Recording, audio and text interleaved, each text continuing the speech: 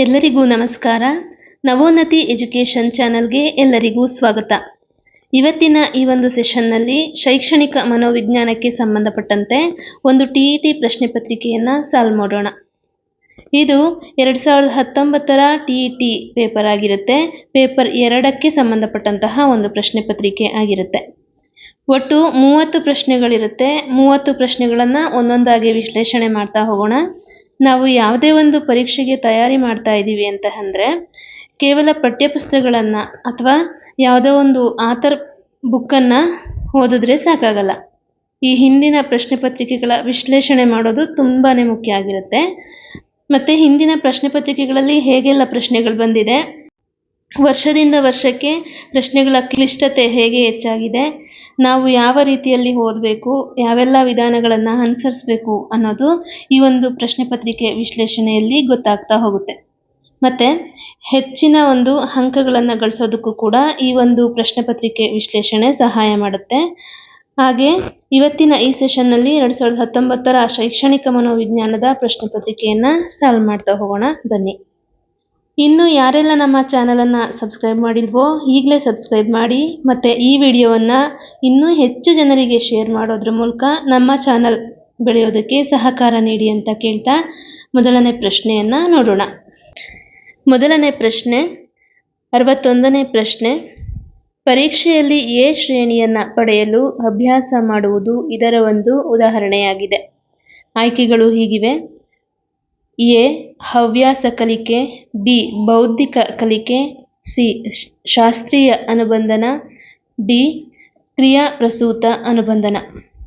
ಇದಕ್ಕೆ ಸರಿಯಾದಂತಹ ಉತ್ತರ ಕ್ರಿಯಾಪ್ರಸೂತ ಅನುಬಂಧನ, ಆಪರೆಂಟ್ ಕಂಡೀಷನಿಂಗ್ ಅಂತ ಹೇಳಿದ್ರೆ ಈ ಒಂದು ಪ್ರಶ್ನೆ BF ಸ್ಕಿನ್ನರ್ ಅವರ ಒಂದು ಕ್ರಿಯಾಪ್ರಸೂತ ಅನುಬಂಧನ ಕಲಿಕೆಗೆ ಸಂಬಂಧಪಟ್ಟಂತಹ ಪ್ರಶ್ನೆಯಾಗಿದೆ. ಬನ್ನಿ ವಿವರಣೆಯನ್ನು ನೋಡೋಣ. BF ಸ್ಕಿನ್ನರ್ ಅವರ ಕ್ರಿಯಾಪ್ರಸೂತ ಅನುಬಂಧನ ಸಿದ್ಧಾಂತದ ಪ್ರಕಾರ ಒಂದು ನಡವಳಿಕೆಯು ಅದರ ಪರಿಣಾಮಗಳ ಅಂದರೆ ಬಹುಮಾನ ಅಥವಾ ಶಿಕ್ಷೆ ಆಧಾರದ ಮೇಲೆ ಬಲಗೊಳ್ಳುತ್ತದೆ. ಇಲ್ಲಿ ಎ ಶ್ರೇಣಿ ಎಂಬುದು ವಿದ್ಯಾರ್ಥಿಗೆ ಸಿಗುವ ಒಂದು ಬಾಹ್ಯ ಬಹುಮಾನ ಅಥವಾ ಬಲವರ್ಧಕವಾಗಿದೆ. ಈ ಒಂದು ಬಾಹ್ಯ ಬಲವರ್ಧಕ ಅಥವಾ ಪುಷ್ಟೀಕರಣಕ್ಕೆ ಇಲ್ಲಿ ರೀಇನ್ಫೋರ್ಸ್ಮೆಂಟ್ ಅನ್ನೋ ಒಂದು ಪದವನ್ನು ಬಳಸಿರ್ತಾರೆ. ಆ ಬಹುಮಾನವನ್ನು ಪಡೆಯಲು ವಿದ್ಯಾರ್ಥಿ ಅಭ್ಯಾಸ ಮಾಡುತ್ತಿರುವುದರಿಂದ ಇದು ಕ್ರಿಯಾಪ್ರಸೂತ ಅನುಬಂಧನಕ್ಕೆ ಉತ್ತಮ ಉದಾಹರಣೆಯಾಗಿದೆ. ಇಲ್ಲಿ ನೀವು ಏನನ್ನು ನೆನಪಿಟ್ಕೋಬೇಕು ಅಂತ ಹೇಳಿದ್ರೆ ಪುಷ್ಟೀಕರಣಗಳು ಅಥವಾ ಪುನರ್ಬಲನಗಳು, ಬಹುಮಾನ, ಶಿಕ್ಷೆ ಮತ್ತು ರೀಇನ್ಫೋರ್ಸ್ಮೆಂಟ್ ಈ ಪದಗಳು ಬಂದಾಗ ನೀವು ಮೇಯ್ನು BF ಸ್ಕಿನ್ನರ್ ಅವರ ಒಂದು ಹೆಸರನ್ನು ನೆನಪಿಟ್ಕೋಬೇಕಾಗುತ್ತೆ. ಓಕೆನಾ. ಇನ್ನು BF ಸ್ಕಿನ್ನರ್ ಅವರು ಇಲಿಗಳು ಮತ್ತು ಪಾರಿವಾಳಗಳ ಮೇಲೆ ಪ್ರಯೋಗಗಳನ್ನು ನಡೆಸಿರ್ತಾರೆ. ಇಲ್ಲಿ ಅವ್ರು ಏನು ಮಾಡಿರ್ತಾರೆ ಅಂತ ಹೇಳಿದ್ರೆ ಪುಷ್ಟೀಕರಣವನ್ನು ಅಂದರೆ ಧನಾತ್ಮಕ ಪುಷ್ಟೀಕರಣ ಮತ್ತು ಋಣಾತ್ಮಕ ಪುಷ್ಟೀಕರಣ ಅನ್ನೋ ಒಂದು ಪದಗಳನ್ನು ಬಳಸಿರ್ತಾರೆ. ಇಲ್ಲಿ ತಪ್ಪು ಮಾಡಿದಾಗ ಋಣಾತ್ಮಕ ಒಂದು ಪುಷ್ಟೀಕರಣವನ್ನು ಅಂದರೆ ಶಿಕ್ಷೆಯನ್ನು ನೀಡೋದ್ರ ಮೂಲಕ ಮತ್ತು ಉತ್ತಮ ಒಂದು ವರ್ತನೆಗಳನ್ನು ನೋಡಿದಾಗ ಧನಾತ್ಮಕ ಪುಷ್ಟೀಕರಣವನ್ನು ಅಂದರೆ ಬಹುಮಾನವನ್ನು ನೀಡೋದ್ರ ಮೂಲಕ ಕಲಿಕೆಯನ್ನು ಉತ್ತಮಗೊಳಿಸ್ಬೋದು, ಕಲಿಕೆಯನ್ನು ಬಲಗೊಳಿಸ್ಬೋದು ಅನ್ನೋದು BF ಸ್ಕಿನ್ನರ್ ಅವರ ಒಂದು ಅಭಿಪ್ರಾಯ ಆಗಿರುತ್ತೆ. ಓಕೆನಾ. ಇದಿಷ್ಟು 61ನೇ ಪ್ರಶ್ನೆಯ ವಿವರಣೆಯಾಗಿತ್ತು. ಮುಂದಿನ ಪ್ರಶ್ನೆಯನ್ನು ನೋಡೋಣ. 62ನೇ ಪ್ರಶ್ನೆ. ಬಾಹ್ಯ ಅಭಿಪ್ರೇರಣೆಗೆ ಒತ್ತು ನೀಡುವವರು. ಆಯ್ಕೆಗಳು ಹೀಗಿವೆ: ಎ ವರ್ತನವಾದ ಸಿದ್ಧಾಂತಿಗಳು, ಬಿ ಮಾನವತಾವಾದ ಸಿದ್ಧಾಂತಿಗಳು, ಸಿ ಬೌದ್ಧಿಕವಾದ ಸಿದ್ಧಾಂತಿಗಳು, ಡಿ ಗೆಸ್ಟಾಲ್ಟ್ ಸಿದ್ಧಾಂತಿಗಳು. ಇಲ್ಲಿ ಒಂದಷ್ಟು ಸಿದ್ಧಾಂತಗಳು ಬರುತ್ತೆ. ಆ ಸಿದ್ಧಾಂತಗಳು ಮತ್ತು ಆ ಸಿದ್ಧಾಂತವನ್ನು ಪ್ರತಿಪಾದಿಸಿದಂತಹ ಮನೋವಿಜ್ಞಾನಿಗಳ ಹೆಸರನ್ನು ನೀವು ಒಂದು ಕಡೆ ಪಟ್ಟಿ ಮಾಡಿಕೊಂಡು ಅದನ್ನು ನೆನಪಲ್ಲಿಟ್ಕೊಳ್ಳೋದು ಪರೀಕ್ಷಾ ದೃಷ್ಟಿಯಿಂದ ಒಂದು ಉತ್ತಮವಾದಂತಹ ಸಲಹೆ ಅಂತ ಹೇಳ್ತಾ ಈ ಒಂದು ಪ್ರಶ್ನೆಗೆ ಸರಿಯಾದಂತಹ ಉತ್ತರ ಅಂತ ಹೇಳಿದ್ರೆ ಅದು ವರ್ತನವಾದ ಸಿದ್ಧಾಂತಿಗಳು ಅಥವಾ ಬಿಹೇವಿಯರಿಸ್ಟ್ ಅಂತ ಹೇಳಿ ಕರೀತಾರೆ. ವಿವರಣೆಯನ್ನು ನೋಡೋಣ. JB ವ್ಯಾಟ್ಸನ್, ಸ್ಕಿನ್ನರ್ ಮತ್ತು ಥಾರ್ನ್ ಡೈಕ್ ರವರಂತಹ ವರ್ತನವಾದಿಗಳು ಕಲಿಕೆಯಲ್ಲಿ ಪರಿಸರ, ಪ್ರಚೋದನೆ, ಬಾಹ್ಯ ಬಹುಮಾನಗಳು, ಅಂಕಗಳು ಮತ್ತು ಶಿಕ್ಷೆಗಳಂತಹ ಬಾಹ್ಯ ಅಭಿಪ್ರೇರಣೆಗಳಿಗೆ ಹೆಚ್ಚಿನ ಒತ್ತು ನೀಡುತ್ತಾರೆ. ಮಾನವತಾವಾದಿಗಳು ಮತ್ತು ಬೌದ್ಧಿಕವಾದಿಗಳು ಆಂತರಿಕ ಅಭಿಪ್ರೇರಣೆಗೆ ಹೆಚ್ಚು ಒತ್ತು ನೀಡುತ್ತಾರೆ. ಇಲ್ಲಿ ವರ್ತನವಾದಿಗಳು ಹೆಚ್ಚಾಗಿ ಅಂಕಗಳು ಮತ್ತು ಶಿಕ್ಷೆಗಳು, ಬಹುಮಾನ ಇದಕ್ಕೆ ಹೆಚ್ಚಿನ ಒತ್ತನ್ನು ನೀಡ್ತಾರೆ ಅಂತ ಹೇಳ್ತಾ ಇದ್ದಾರೆ. ಈ ಹಿಂದಿನ ಪ್ರಶ್ನೆಯೂ ಇದೇ ಆಗಿತ್ತು.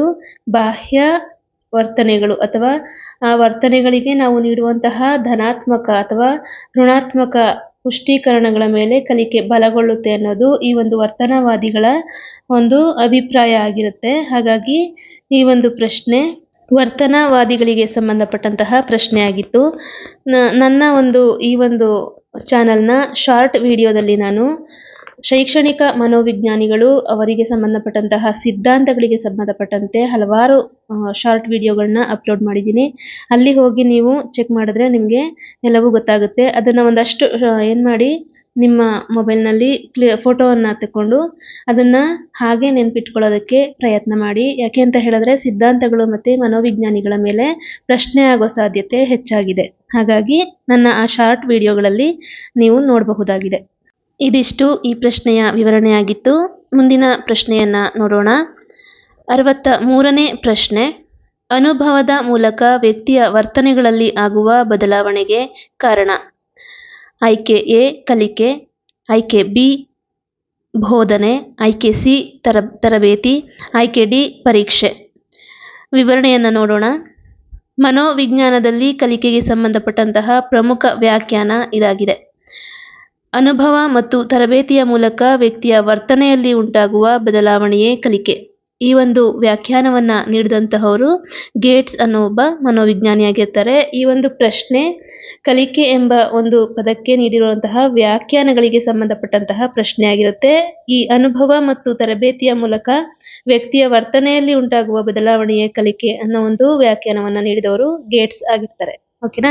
ಇದೇ ರೀತಿ ಕಲಿಕೆಗೆ ಇರುವಂತಹ ಇನ್ನೊಂದಷ್ಟು ವ್ಯಾಖ್ಯಾನಗಳನ್ನು ನೀವು ಬರ್ಕೊಂಡು ಅಭ್ಯಾಸ ಮಾಡಿದ್ರೆ ಮುಂದಿನ ಪರೀಕ್ಷೆಗೆ ಅನುಕೂಲ ಆಗುತ್ತೆ. ಬನ್ನಿ ಮುಂದಿನ ಪ್ರಶ್ನೆಗೆ ಹೋಗೋಣ. ಮುಂದಿನ ಪ್ರಶ್ನೆ 64ನೇ ಪ್ರಶ್ನೆ. ರಚನಾತ್ಮಕ ಮೌಲ್ಯಮಾಪನವನ್ನು ಇದಕ್ಕೆ ಉಪಯೋಗಿಸುವುದು. ಆಯ್ಕೆಗಳು ಹೀಗಿವೆ.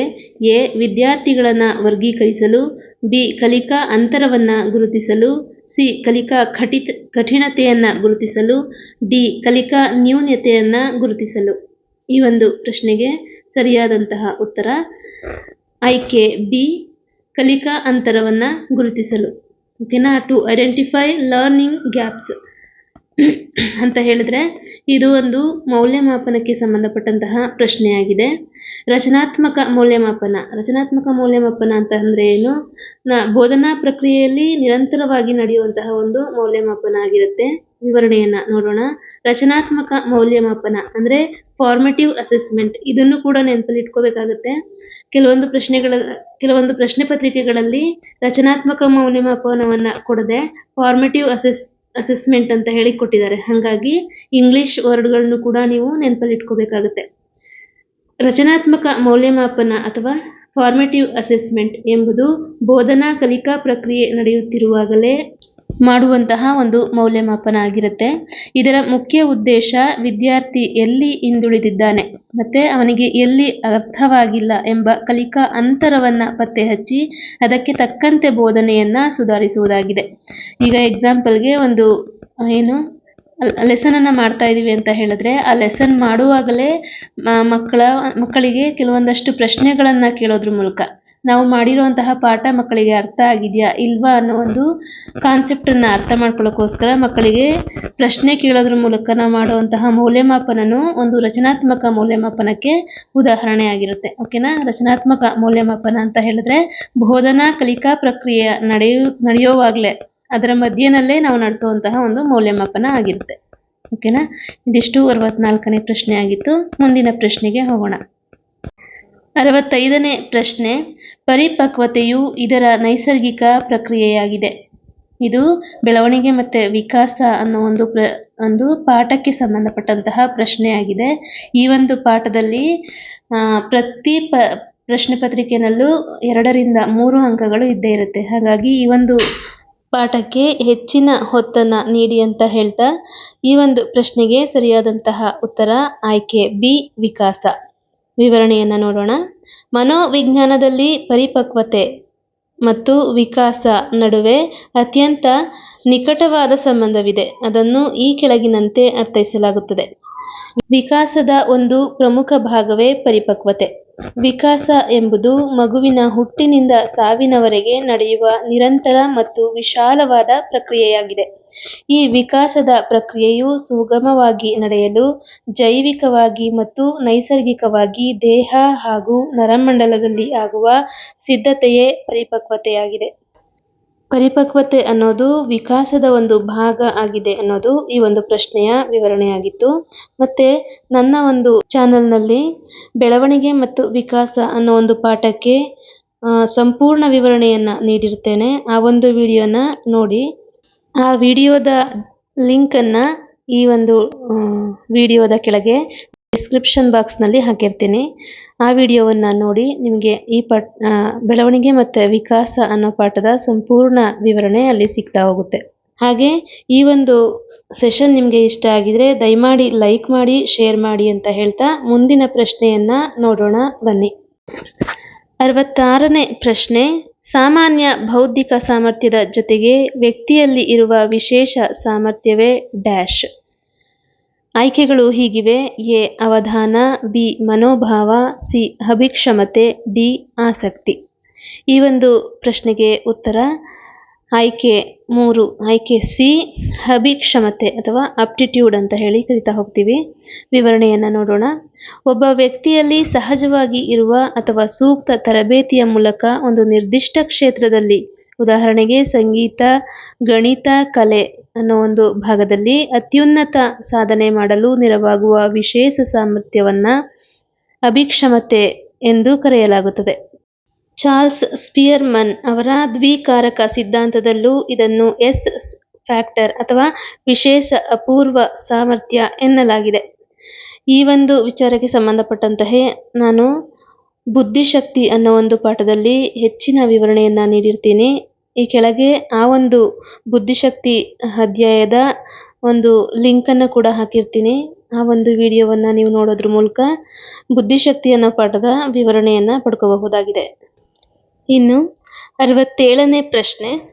ಪ್ರತಿಯೊಬ್ಬ ವ್ಯಕ್ತಿಯು ಹುಟ್ಟುವಾಗ ಪ್ರತಿಭಾವಂತರಾಗಿಯೇ ಹುಟ್ಟಿದರೂ ಕೂಡ ಇವರಲ್ಲಿ ಅರ್ಧದಷ್ಟು ಜನರನ್ನು ಈ ಶಿಕ್ಷಣ ವ್ಯವಸ್ಥೆಯು ಮೂರ್ಖರನ್ನಾಗಿ ಮಾಡುತ್ತದೆ ಎಂದು ಹೇಳಿದವರು ಯಾರು? ಆಯ್ಕೆಗಳು ಹೀಗಿವೆ. ಜೆ.ಪಿ. ಗಿಲ್ಫರ್ಡ್, ವ್ಯಾಟ್ಸನ್, ಬ್ರೂನರ್ ಮತ್ತು ಪಿಯಾಜೆ. ಈ ಒಂದು ಪ್ರಸಿದ್ಧ ಹೇಳಿಕೆಯನ್ನ ನೀಡಿದಂತಹ ಮನೋವಿಜ್ಞಾನಿ ಜೀನ್ ಪಿಯಾಜೆ ಅವರು. ವಿವರಣೆಯನ್ನು ನೋಡೋಣ. ಜೀನ್ ಪಿಯಾಜೆ ಅವರು ಜ್ಞಾನಾತ್ಮಕ ವಿಕಾಸನ ಸಿದ್ಧಾಂತದ ಪ್ರತಿಪಾದಕರು. ಇವರು ಮಕ್ಕಳನ್ನು ನೈಸರ್ಗಿಕ ವಿಜ್ಞಾನಿಗಳು ಎಂದು ಕರೆದಿದ್ದಾರೆ. ಮಕ್ಕಳು ಹುಟ್ಟಿನಿಂದಲೇ ಜ್ಞಾನವನ್ನು ಅನ್ವೇಷಿಸುವ ಸಾಮರ್ಥ್ಯ ಹೊಂದಿರುತ್ತಾರೆ. ಆದರೆ ಸಾಂಪ್ರದಾಯಿಕ ಮತ್ತು ಹೇರಿಕೆಯ ಶಿಕ್ಷಣ ವ್ಯವಸ್ಥೆಯು ಅವರ ಸೃಜನಶೀಲತೆ ಮತ್ತು ಮುಕ್ತ ಯೋಚನಾ ಸಾಮರ್ಥ್ಯವನ್ನು ಕುಂಠಿತಗೊಳಿಸಿ ಮೂರ್ಖರನ್ನಾಗಿ ಮಾಡುತ್ತದೆ ಎಂಬುದು ಅವರ ಪ್ರಸಿದ್ಧ ಹೇಳಿಕೆಯಾಗಿದೆ. ಜೀನ್ ಪಿಯಾಜೆಯವರ ಬಗ್ಗೆ ಪ್ರತಿ ಪ್ರಶ್ನೆ ಪತ್ರಿಕೆಯಲ್ಲೂ ಪ್ರಶ್ನೆಗಳು ಇದ್ದೇ ಇರುತ್ತೆ. ಹಾಗಾಗಿ ಇವರ ಬಗ್ಗೆಯೂ ಸ್ವಲ್ಪ ಒತ್ತನ್ನು ನೀಡಿ ಅಧ್ಯಯನವನ್ನು ಮಾಡಬೇಕಾಗತ್ತೆ. ಇನ್ನು ಮುಂದಿನ ಪ್ರಶ್ನೆ 68ನೇ ಪ್ರಶ್ನೆ. ತರಗತಿಯಲ್ಲಿನ ವಿದ್ಯಾರ್ಥಿಗಳ ನಡುವಿನ ಸಂಬಂಧವನ್ನು ಕಂಡುಹಿಡಿಯಲು ಬಳಸುವ ತಂತ್ರ. ಆಯ್ಕೆಗಳು ಹೀಗಿವೆ. ಎ ಸಮಾಜ ಮಿತಿ ಮಾಪನ, ಬಿ ಪ್ರಕ್ಷೇಪಣ ವಿಧಾನ, ಸಿ ಬುದ್ಧಿಶಕ್ತಿ ಪರೀಕ್ಷೆ, ಡಿ ನೈದಾನಿಕ ಪರೀಕ್ಷೆ. ಇದಕ್ಕೆ ಸರಿಯಾದ ಉತ್ತರ ಆಯ್ಕೆ ಎ ಸಮಾಜ ಮಿತಿ ಮಾಪನ. ವಿವರಣೆ ನೋಡೋಣ. ಜೆ.ಎಲ್. ಮೊರೆನೊ ಅವರು ಅಭಿವೃದ್ಧಿಪಡಿಸಿದ ಸಮಾಜ ಮಿತಿ ತಂತ್ರವನ್ನು ತರಗತಿಯಲ್ಲಿನ ಮಕ್ಕಳ ನಡುವಿನ ಸಾಮಾಜಿಕ ಸಂಬಂಧಗಳು, ಗುಂಪುಗಾರಿಕೆ, ನಾಯಕತ್ವದ ಗುಣಗಳು ಹಾಗೂ ಯಾರು ಹೆಚ್ಚು ಜನಪ್ರಿಯರು ಎಂಬ ಅಥವಾ ಯಾರು ಒಂಟಿಯಾಗಿದ್ದಾರೆ ಎಂಬುದನ್ನು ಗ್ರಹಿಸಲು ಬಳಸಲಾಗುತ್ತದೆ. ಅಂದರೆ ಸಮಾಜ ಮಿತಿ ತಂತ್ರವನ್ನು ತರಗತಿಯಲ್ಲಿನ ವಿದ್ಯಾರ್ಥಿಗಳ ನಡುವಿನ ಸಂಬಂಧವನ್ನು ಪತ್ತೆ ಹಚ್ಚೋದಕ್ಕೋಸ್ಕರ ಬಳಸ್ತಾರೆ ಅನ್ನೋದು ಈ ಪ್ರಶ್ನೆಯ ಅರ್ಥ ಆಗಿತ್ತು. ಮುಂದಿನ ಪ್ರಶ್ನೆ ನೋಡೋಣ. 69ನೇ ಪ್ರಶ್ನೆ. ಡಿಸ್ಲೆಕ್ಸಿಯಾವು ಈ ಸಾಮರ್ಥ್ಯದ ಕಲಿಕಾ ನ್ಯೂನತೆಯಾಗಿದೆ. ಆಯ್ಕೆಗಳು ಹೀಗಿವೆ. ಬರವಣಿಗೆ, ಬಿ ಓದುವುದು, ಸಿ ಉಚ್ಚಾರಣೆ, ಡಿ ದೃಷ್ಟೀಕರಿಸುವುದು. ಇದು ಕಲಿಕಾ ನ್ಯೂನತೆಗೆ ಸಂಬಂಧಪಟ್ಟಂತಹ ಒಂದು ಪ್ರಶ್ನೆಯಾಗಿದೆ. ಇಲ್ಲಿ ಡಿಸ್ಲೆಕ್ಸಿಯಾ ಅನ್ನೋದು ಏನು ಅಂತ ಕೇಳಿದರೆ, ಇದು ಬರವಣಿಗೆಗೆ ಸಂಬಂಧಪಟ್ಟಂತಹ ಕಲಿಕಾ ನ್ಯೂನತೆನ ಅಥವಾ ಓದುವುದಕ್ಕೆ ಸಂಬಂಧಪಟ್ಟಂತ ಅಥವಾ ಉಚ್ಚಾರಣೆಗೆ ಸಂಬಂಧಪಟ್ಟಂತ ಅಂತ ಪ್ರಶ್ನೆಯಾಗಿದೆ. ಇದಕ್ಕೆ ಸರಿಯಾಗಿರುವಂತಹ ಉತ್ತರ ಅಂತ ಹೇಳಿದ್ರೆ ಆಯ್ಕೆ ಬಿ, ಓದುವುದು, ರೀಡಿಂಗ್ ನಲ್ಲಿ ಬರುವಂತಹ ಕಲಿಕಾ ನ್ಯೂನತೆಯನ್ನ ನಾವು ಡಿಸ್ಲೆಕ್ಸಿಯಾ ಅಂತ ಹೇಳಿ ಕರಿತಾ ಹೋಗ್ತೀವಿ. ವಿವರಣೆಯನ್ನ ನೋಡೋಣ. ಡಿಸ್ಲೆಕ್ಸಿಯಾ ಎಂಬುದು ಓದುವಿಕೆಗೆ ಸಂಬಂಧಿಸಿದ ಒಂದು ಸಾಮಾನ್ಯ ಕಲಿಕಾ ನ್ಯೂನತೆಯಾಗಿದೆ. ಈ ನ್ಯೂನತೆ ಇರುವ ಮಕ್ಕಳಿಗೆ ಅಕ್ಷರಗಳನ್ನು ಗುರುತಿಸಲು, ಪದಗಳನ್ನು ಜೋಡಿಸಿ ಸರಾಗವಾಗಿ ಓದಲು ಮತ್ತು ಉಚ್ಚರಿಸಲು ತೊಂದರೆಯಾಗುತ್ತದೆ. ಉದಾಹರಣೆಗೆ ಬಿ ಮತ್ತು ಡಿ ಅಥವಾ ಸ ಮತ್ತು ವಾಸ್ ನಡುವೆ ಗೊಂದಲ ಮಾಡಿಕೊಳ್ಳುವುದು. ಅಂದರೆ ಬಿನ ನೋಡಿದಾಗ ಡಿ ಅನ್ನೋ ಅಕ್ಷರಕ್ಕೆ ಬಿ ಅಂತ ಓದೋದು, ಹೀಗೆ ಅಕ್ಷರಗಳನ್ನು ತಪ್ಪಾಗಿ ಓದೋದು ಡಿಸ್ಲೆಕ್ಸಿಯಾದ ಒಂದು ಲಕ್ಷಣ ಆಗಿದೆ. ನೋಡೋಣ ಮುಂದಿನ ಪ್ರಶ್ನೆಯನ್ನ. 70ನೇ ಪ್ರಶ್ನೆ, ಆಟಿಸಂ ಒಂದು ಬಗೆಯ ಡ್ಯಾಶ್. ಆಯ್ಕೆಗಳು ಹೀಗಿವೆ: ನರಸಂಬಂಧಿ ವರ್ತನ ರೋಗ ಸಮಷ್ಟಿ, ಬಿ ವರ್ತನ ರೋಗ ಸಮಷ್ಟಿ, ಸಿ ಸಾಮಾಜಿಕ ರೋಗ ಸಮಷ್ಟಿ, ಡಿ ಭಾವನಾತ್ಮಕ ರೋಗ ಸಮಷ್ಟಿ. ಇದಕ್ಕೆ ಸರಿಯಾದಂತಹ ಉತ್ತರ ಆಯ್ಕೆ ಎ, ನರ ಸಂಬಂಧಿ ವರ್ತನ ರೋಗ ಸಮಷ್ಟಿ. ವಿವರಣೆ ನೋಡೋಣ. ಆಟಿಸಂ ಅಥವಾ ಆಟಿಸಂ ಸ್ಪೆಕ್ಟ್ರಮ್ ಡಿಸಾರ್ಡರ್ ಎಂಬುದು ಮೆದುಳಿನ ಬೆಳವಣಿಗೆಗೆ ಸಂಬಂಧಿಸಿದ ಒಂದು ನರಸಂಬಂಧಿ ವಿಕಲತೆಯಾಗಿದೆ. ಇದರಿಂದ ಬಳಲುವ ಮಕ್ಕಳಿಗೆ ಇತರರೊಂದಿಗೆ ಸಾಮಾಜಿಕ ಸಂವಹನ ನಡೆಸಲು ಮತ್ತು ತಮ್ಮ ಭಾವನೆಗಳನ್ನು ವ್ಯಕ್ತಪಡಿಸಲು ತೊಂದರೆಯಾಗುತ್ತದೆ ಹಾಗೂ ಅವರು ಒಂದೇ ವರ್ತನೆಯನ್ನ ಪದೇ ಪದೇ ಪುನರಾವರ್ತಿಸುತ್ತಿರುತ್ತಾರೆ. ಇಲ್ಲಿ ನಿಮಗೆ ಏನ್ ಪ್ರಶ್ನೆ ಆಗ್ಬೋದು ಅಂತ ಹೇಳಿದ್ರೆ, ASD ಅನ್ನೋ ಒಂದು ಫುಲ್ ಫಾರ್ಮ್ ಅನ್ನ ಕೇಳ್ಬೋದು ಅಲ್ವಾ. ಹಾಗಾಗಿ ASD ಅಂತ ಹೇಳಿದ್ರೆ ಆಟಿಸಂ ಸ್ಪೆಕ್ಟ್ರಮ್ ಡಿಸಾರ್ಡರ್ ಅಂತ ಹೇಳಿ, ಇದು ಮೆದುಳಿಗೆ ಸಂಬಂಧಪಟ್ಟಂತಹ ಪ್ರಶ್ನೆ ಅಥವಾ ನರಗಳಿಗೆ ಸಂಬಂಧಪಟ್ಟಂತಹ ಒಂದು ಕಾಯಿಲೆ ಆಗಿರುತ್ತೆ. ಇದು ಬಂದಂತಹ ಮಕ್ಕಳು ಏನ್ ಮಾಡ್ತಾರೆ ಅಂತ ಹೇಳಿದ್ರೆ, ಬೇರೆಯವರೊಂದಿಗೆ ಹೆಚ್ಚು ಮಾತಾಡೋದಿಲ್ಲ, ಯಾರ ಜೊತೆನೂ ಸೇರ್ತಾ ಇರೋದಿಲ್ಲ, ಹಾಗೆ ಯಾವ್ದಾದ್ರೂ ಒಂದು ವರ್ತನೆನ ಪದೇ ಪದೇ ಏನ್ ಮಾಡ್ತಾ ಇರ್ತಾರೆ, ಪುನರಾವರ್ತಿಸುತ್ತಿರ್ತಾರೆ. ಹಾಗಾಗಿ ಇದಕ್ಕೆ ನಾವು ಆಟಿಸಂ ಅಂತ ಹೇಳಿ ಕರಿತಾ ಹೋಗ್ತೀವಿ. ಇದು 70ನೇ ಪ್ರಶ್ನೆಯಾಗಿತ್ತು. ಮುಂದಿನ ಪ್ರಶ್ನೆ 71ನೇ ಪ್ರಶ್ನೆ, ವಿಶೇಷ ಆದ್ಯತೆಗಳುಳ್ಳ ಮಕ್ಕಳನ್ನು ಸಾಮಾನ್ಯವಾದ ಮಕ್ಕಳೊಂದಿಗೆ ಜೊತೆಗೂಡಿಸಿ ಸಾಮಾನ್ಯ ತರಗತಿಗಳಲ್ಲಿ ಶಿಕ್ಷಣ ನೀಡುವುದು ಎಂದರೆ ಏನು? ಇಲ್ಲಿ ಆಯ್ಕೆಗಳು ಹೀಗಿವೆ: ಎ ವಿಶೇಷ ಶಿಕ್ಷಣ, ಬಿ ಸಾಮಾನ್ಯ ಶಿಕ್ಷಣ, ಸಿ ಅನೌಪಚಾರಿಕ ಶಿಕ್ಷಣ, ಡಿ ಸಮನ್ವಯ ಶಿಕ್ಷಣ. ಇದು ಸಮನ್ವಯ ಶಿಕ್ಷಣಕ್ಕೆ ಸಂಬಂಧಪಟ್ಟಂತಹ ಒಂದು ಪ್ರಶ್ನೆಯಾಗಿದ್ದು, ಈ ಹಿಂದಿನ ಶಿಕ್ಷಣ ವ್ಯವಸ್ಥೆಯಲ್ಲಿ ಏನಾಗಿತ್ತು ಅಂತ ಹೇಳಿದ್ರೆ, ವಿಶೇಷ ಅಗತ್ಯತೆಗಳುಳ್ಳಂತಹ ಮಕ್ಕಳನ್ನ ಪ್ರತ್ಯೇಕ ಶಾಲೆಗಳಲ್ಲಿ ಸೇರಿಸಿ ಪ್ರತ್ಯೇಕವಾಗಿ ಬೋಧನೆಯನ್ನ ಮಾಡಲಾಗ್ತಿತ್ತು. ಆದ್ರೆ ಇತ್ತೀಚಿನ ಶಿಕ್ಷಣ ಏನ್ ಮಾಡಿದೆ ಅಂತ ಹೇಳಿದ್ರೆ, ಇತ್ತೀಚಿನ ಒಂದು ಶಿಕ್ಷಣ ವ್ಯವಸ್ಥೆಯಲ್ಲಿ ಈ ವಿಶೇಷ ಅಗತ್ಯತೆ ಉಳ್ಳಂತಹ ಮಕ್ಕಳನ್ನ ಕೂಡ ಸಾಮಾನ್ಯ ಮಕ್ಕಳೊಂದಿಗೆ ಕೂರಿಸಿ ಇವರ ಜೊತೆಯಲ್ಲೇ ಬೋಧನೆಯನ್ನ ಮಾಡಬೇಕಾಗುತ್ತೆ. ಮತ್ತೆ ಇವ್ರುಗಳ ಜೊತೆನಲ್ಲೇ ಪ್ರತಿಯೊಂದು ಕಲಿಕಾ ಸನ್ನಿವೇಶಗಳು ನಡೀತಾ ಹೋಗ್ತವೆ. ಹಾಗಾಗಿ ಇದನ್ನ ಸಮನ್ವಯ ಶಿಕ್ಷಣ ಅಂತ ಹೇಳಿ ಕರಿತಾ ಹೋಗ್ತೀವಿ. ವಿವರಣೆಯನ್ನ ನೋಡೋಣ. ಸಮನ್ವಯ ಅಥವಾ ಒಳಗೊಳ್ಳುವಿಕೆ ಶಿಕ್ಷಣದ ಮುಖ್ಯ ಉದ್ದೇಶವೇ ಯಾವುದೇ ತಾರತಮ್ಯವಿಲ್ಲದೆ ಅಂಗವೈಕಲ್ಯ ಅಥವಾ ವಿಶೇಷ ಅಗತ್ಯವಿರುವ ಮಕ್ಕಳನ್ನ ಸಾಮಾನ್ಯ ಮಕ್ಕಳ ಜೊತೆಯಲ್ಲಿಯೇ ಒಂದೇ ತರಗತಿಯಲ್ಲಿ ಕೂರಿಸಿ ಅವರಿಗೆ ಬೇಕಾದ ಪೂರಕ ಸೌಲಭ್ಯಗಳನ್ನು ನೀಡಿ ಬೋಧಿಸುವುದಾಗಿದೆ. ಇದು ಸಮನ್ವಯ ಶಿಕ್ಷಣದ ಅರ್ಥ ಮತ್ತು ಈ ಪ್ರಶ್ನೆಗೆ ಸರಿಯಾದಂತಹ ಉತ್ತರ ಆಗಿರುತ್ತೆ. ಮುಂದಿನ ಪ್ರಶ್ನೆಯನ್ನ ನೋಡೋಣ.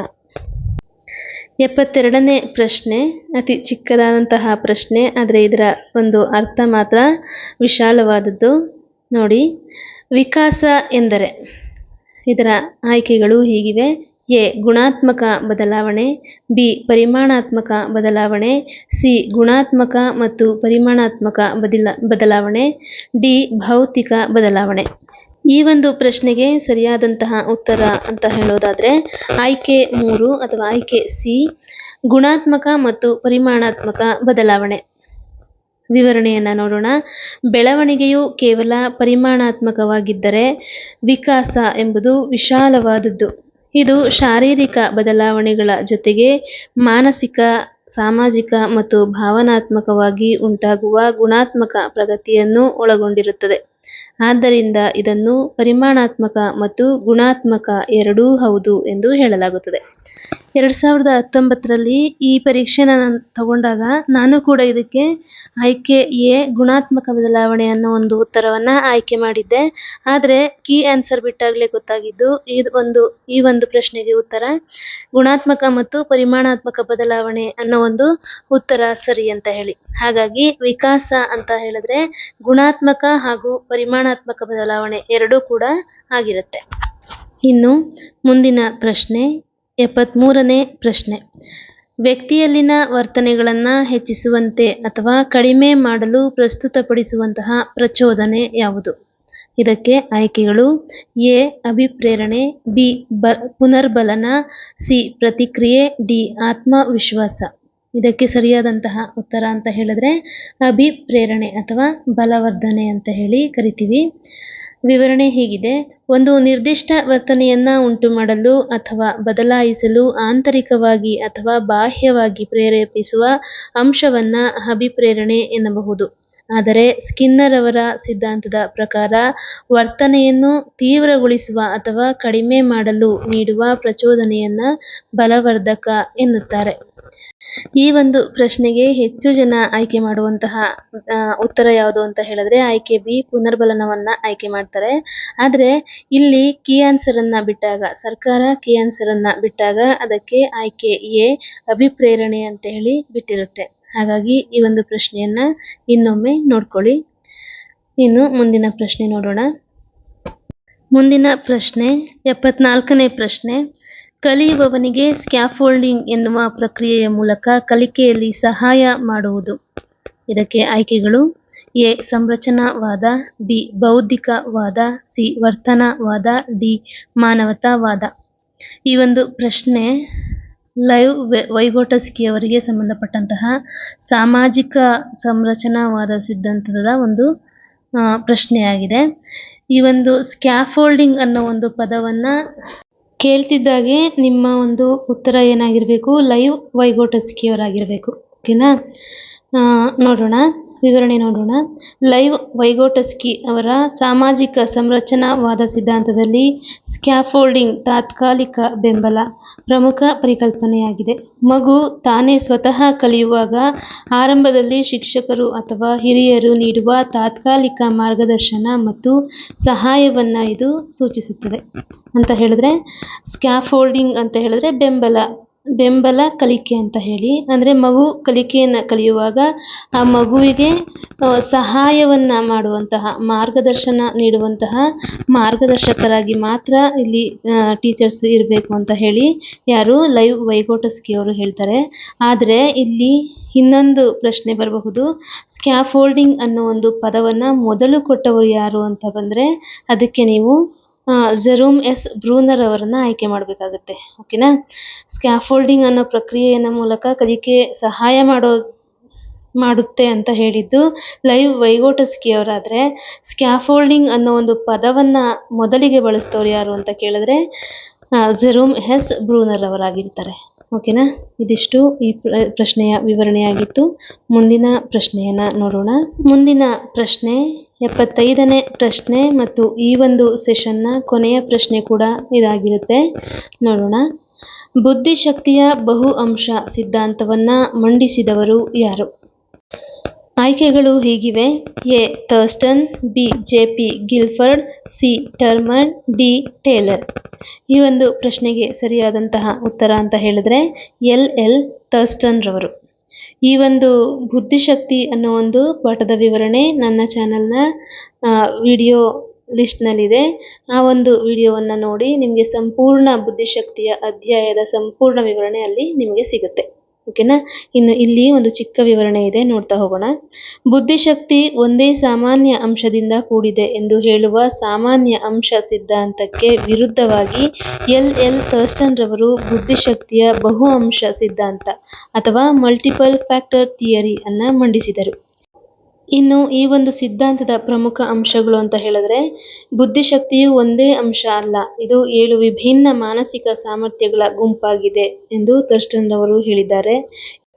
ಈ ಒಂದು ಮಾನಸಿಕ ಸಾಮರ್ಥ್ಯಗಳಿಗೆ ಥರ್ಸ್ಟನ್ ರವರು ಪ್ರೈಮರಿ ಮೆಂಟಲ್ ಎಬಿಲಿಟೀಸ್ ಅಂದರೆ PMA ಅಂತ ಕೂಡ ಕರೆದಿದ್ದಾರೆ. ಈ ಥರ್ಸ್ಟನ್ ರವರ 7 ವಿಭಿನ್ನ ಮಾನಸಿಕ ಸಾಮರ್ಥ್ಯಗಳನ್ನು ಕೂಡ ನಾನು ಆ ಬುದ್ಧಿಶಕ್ತಿ ಅನ್ನೋ ಒಂದು ವಿಡಿಯೋದಲ್ಲಿ ಹಾಕಿದ್ದೀನಿ. ಅದನ್ನು ಕೂಡ ನೀವಲ್ಲಿ ನೋಡ್ಬೋದಾಗಿದೆ. ಇನ್ನು ಇದಿಷ್ಟು ಇವತ್ತಿನ ಈ ಸೆಷನ್ನಲ್ಲಿ ನಾನು ಹಾಕೊಂಡಿರುವಂತಹ 15 ಪ್ರಶ್ನೆಗಳಾಗಿದೆ. ಇನ್ನು 2019ರ ಪ್ರಶ್ನೆ ಪತ್ರಿಕೆಯಲ್ಲಿ ಇನ್ನೂ 15 ಪ್ರಶ್ನೆಗಳಿದೆ. ಒಟ್ಟು 30 ಪ್ರಶ್ನೆಗಳಿರುತ್ತೆ. ಹಾಗಾಗಿ ಇನ್ನು 15 ಪ್ರಶ್ನೆಗಳು ನಂತರದ ಒಂದು ವಿಡಿಯೋದಲ್ಲಿ ನಿಮಗೆ ಸಿಗ್ತಾ ಹೋಗುತ್ತೆ. ಇದು ಪಾರ್ಟ್ 1 ಆಗಿರುತ್ತೆ. ಪಾರ್ಟ್ 2 ನೆಕ್ಸ್ಟ್ ವಿಡಿಯೋದಲ್ಲಿ ಮಾಡಿಕೊಡ್ತೀನಿ. ಓಕೆನಾ? ಇದಿಷ್ಟು ಇವತ್ತಿನ ಸೆಷನ್ ಆಗಿತ್ತು. ಇಷ್ಟು ಪ್ರಶ್ನೆಗಳನ್ನು ಒಂದು ಕಡೆ ಬರ್ಕೊಂಡು ಅಭ್ಯಾಸ ಮಾಡ್ತಾ ಹೋಗಿ. ಖಂಡಿತ ನಿಮ್ಮ ಪರೀಕ್ಷೆಗೆ ಇದು ಸಹಕಾರಿ ಆಗುತ್ತೆ ಅಂತ ನನ್ನ ಅಭಿಪ್ರಾಯ ಆಗಿರುತ್ತೆ. ಇಷ್ಟು ಹೊತ್ತು ಕುಳಿತು ನನ್ನ ಈ ವಿಡಿಯೋವನ್ನು ನೋಡಿದ್ದಕ್ಕೆ ನಿಮ್ಮೆಲ್ಲರಿಗೂ ತುಂಬ ಹೃದಯದ ಧನ್ಯವಾದಗಳು. ಹೀಗೆ ನನ್ನ ವಿಡಿಯೋಗಳನ್ನ ನೋಡ್ತಾ ಇರಿ. ನನ್ನ ಚಾನಲ್ನ ಬೆಳವಣಿಗೆಗೆ ಸಹಕಾರ ನೀಡಿ ಅಂತ ಹೇಳ್ತಾ, ಲೈಕ್ ಮಾಡಿ, ಶೇರ್ ಮಾಡಿ ಅಂತ ಹೇಳ್ತಾ ಇವತ್ತಿಗೆ ಈ ಒಂದು ವಿಡಿಯೋವನ್ನು ಇಲ್ಲಿಗೆ ಎಂಡ್ ಮಾಡ್ತಾ ಇದ್ದೀನಿ. ಎಲ್ಲರಿಗೂ ಧನ್ಯವಾದಗಳು.